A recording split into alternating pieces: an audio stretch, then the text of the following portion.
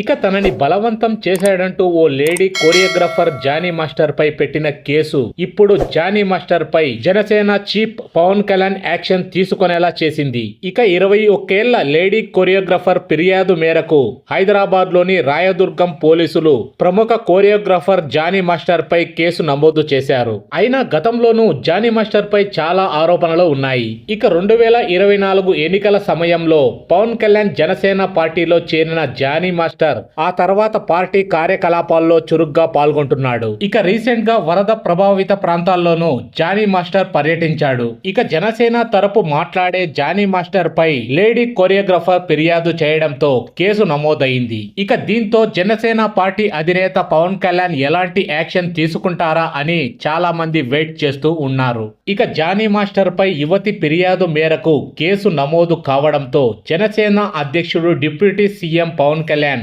జానీని Janasena party కార్యకలాపాలకు దూరంగా ఉండాలి, ఇకపై జనసేన పార్టీకి జానీకి ఎలాంటి సంబంధం ఉండబోదని జనసేన నుంచి ప్రెస్ నోట్ ను విడుదల చేశారు. ఇక జానీ మాస్టర్ పై జనసేన పార్టీ ఇమీడియట్ గా యాక్షన్ తీసుకోవడం పట్ల పలువురు పవన్ కళ్యాణ్ ని అభినందిస్తున్నారు.